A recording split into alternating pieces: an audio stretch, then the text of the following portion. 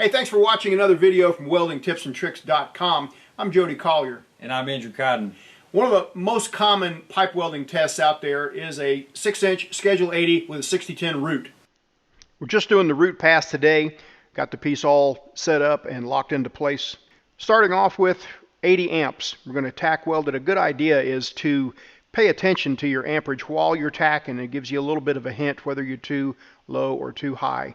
Arc force is going to be set on 50% for this. This is a ESAB Rebel 285, by the way. Fit up is 332 gap, 332 land with 35-degree bevels. And the gap and the land all can change if the bevel's not 35 degrees. If it was a 30-degree bevel, for instance, the gap might be a little wider, the land might be a little bit less. It just depends on the bevel a lot. So the tacks did seem a little cold at 80. We bumped it up to 85. And now we're about ready to get started. All tack welds are feathered with a grinder first. This is the very bottom tack at 6 o'clock.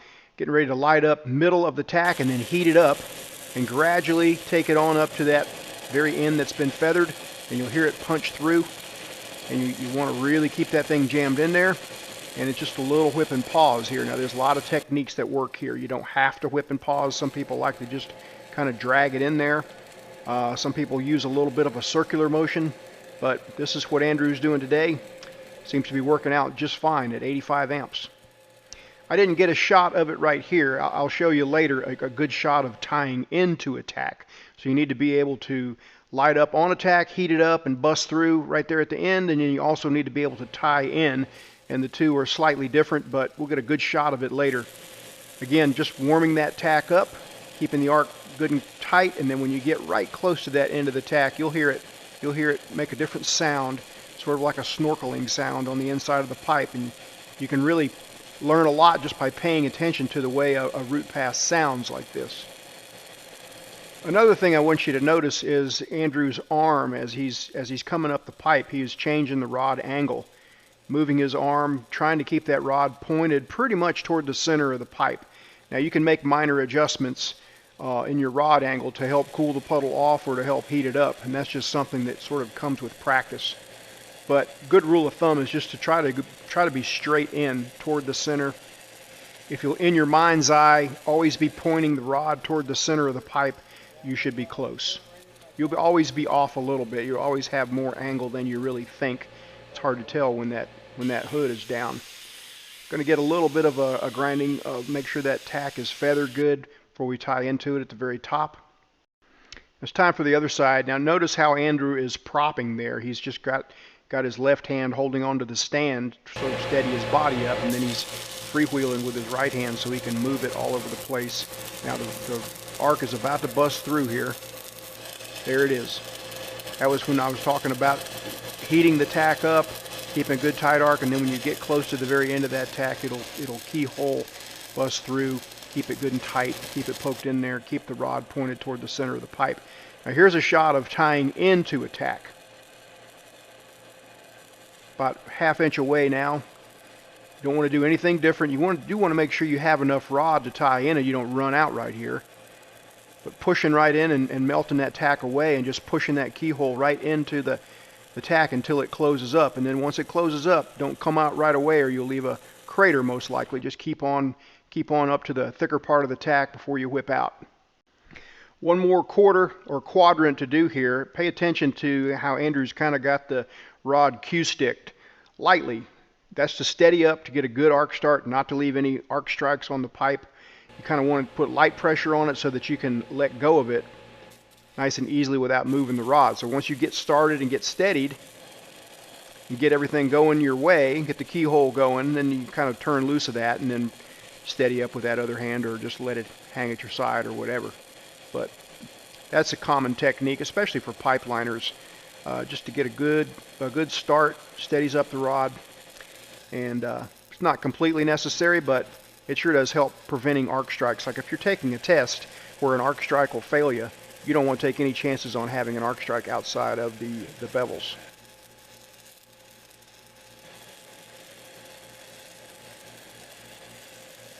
Kind of just coaxing it along.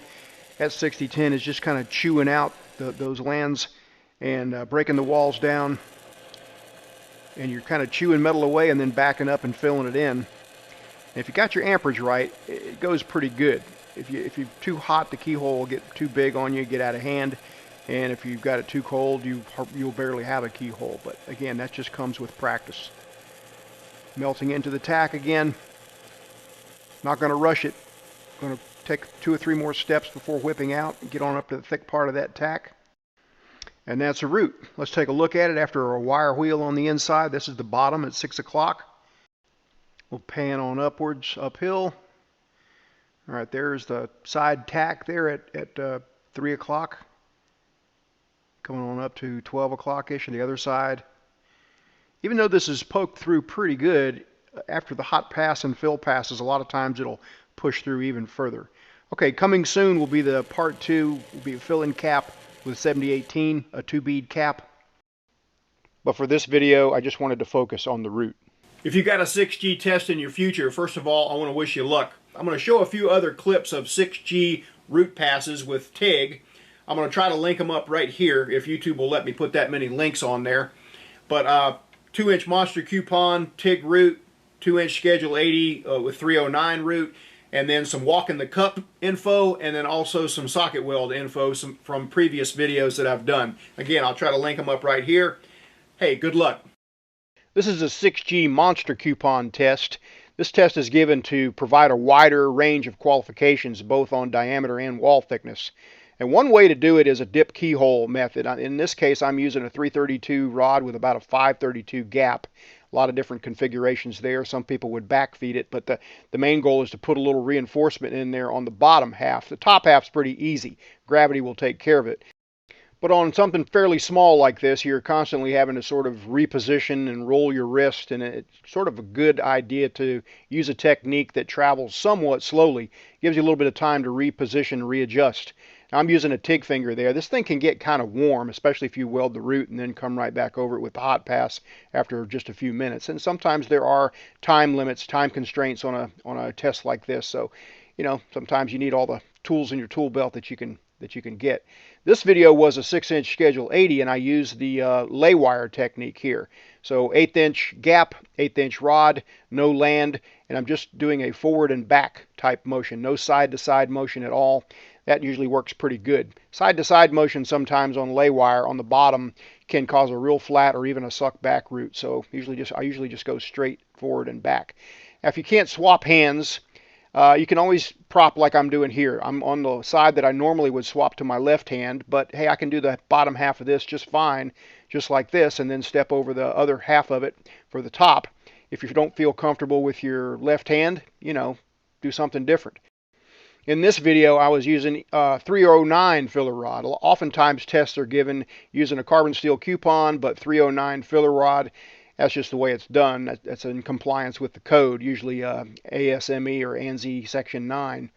And so I'm dipping and keyholing. This one's got a purge on the inside. Same thing though, you want to push a little rod in each dip so that you get some reinforcement on the bottom half.